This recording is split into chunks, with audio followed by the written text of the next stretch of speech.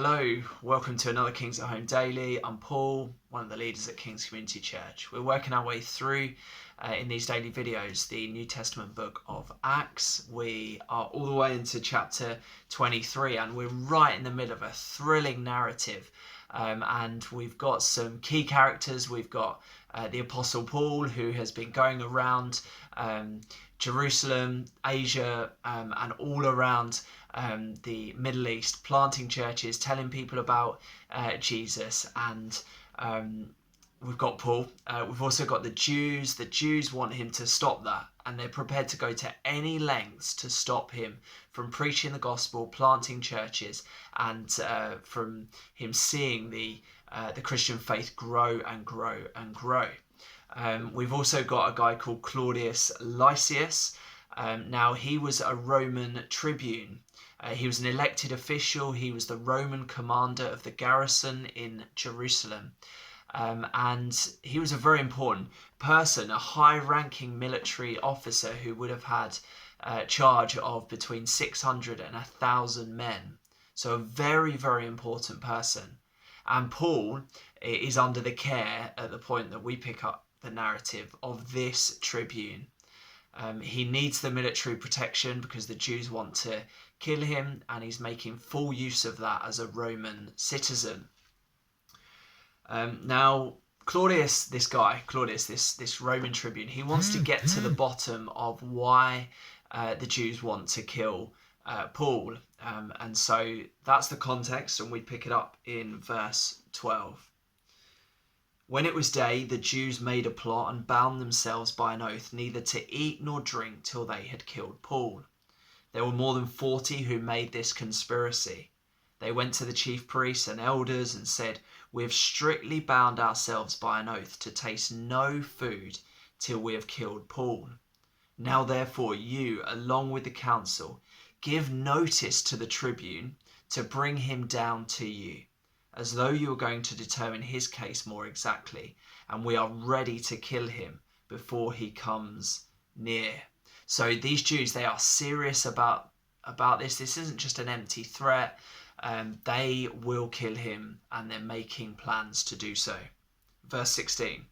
Now the son of Paul's sister heard of their ambush, so he went and entered the barracks and told Paul. Paul called one of the centurions and said, "Take this young man to the tribune, for he has something to tell him." So he took him and brought him to the tribune and said, "Paul the prisoner called me and asked me to bring this young man to you, and he has something to say to you." The tribune took him by the hand and, going aside, asked him privately, "What is it that you have to tell me?" And he said, "The Jews have agreed to ask you to bring Paul down to the council tomorrow, as though they were going to inquire somewhat more closely about him. But do not be persuaded by them, for more than 40 of their men are lying in ambush for him, who have bound themselves by an oath neither to eat nor drink till they have killed him. And now they are ready, waiting for your consent." So the tribune dismissed the young man, charging him, "Tell no one that you have informed me of these things." So we've got this plot to kill Paul.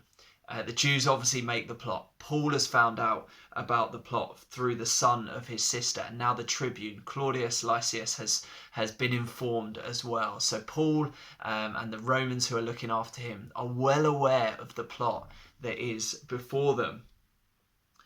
Goes on in verse 23. Then he called 2 of the centurions and said, "Get ready 200 soldiers with 70 horsemen and 200 spearmen to go as far as Caesarea at the 3rd hour of the night.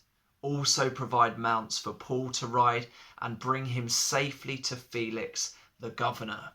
So this is a serious security issue that has been, a detail that has been put upon Paul. 200 soldiers, 70 horsemen, 200 spearmen. Paul is getting really the royal treatment, the Roman treatment of security, so that no harm comes upon him. And Claudius is going to send him to Felix. We really get the beginnings of the next bit of the narrative, where Paul is going to start to make his way up the Roman authority structure, and he'll eventually end up before Caesar. But at this stage, he's going to be taken from Claudius to Felix. Now, Felix was the Roman governor in Caesarea, Claudius writes this little note to Felix to fill him in on the picture. And it says this in verse 26, Claudius Lysias, to his excellency the governor Felix, greetings. This man was seized by the Jews and was about to be killed by them, when I came upon them with the soldiers and rescued him, having learned that he was a Roman citizen. We get here actually a little intricacy of Claudius not quite telling the truth of what happened. I won't unpack in detail here, but we get this picture really that Luke is detailing actually what happened, not just what would fudging the truth or what might fit more neatly, but he's detailing exactly what happened. Verse 28, and desiring to know the charge for which they were accusing him, I brought him down to their council. I found that he was being accused about questions of their law, but charged with nothing deserving death or imprisonment. And when it was disclosed to me that there would be a plot against the man, I sent him to you at once, ordering his accusers also to state before you what they have against him. So the soldiers, according to their instructions, took Paul and brought him by night to Antipatris. And on the next day they returned to the barracks, letting the horsemen go on with him. When they had come to Caesarea and delivered the letter to the governor, they presented Paul also before him. On reading the letter, he asked what province he was from. And when he learned that he was from Cilicia, he said, I'll give you a hearing when your accusers arrive. And he commanded him to be guarded in Herod's praetorium.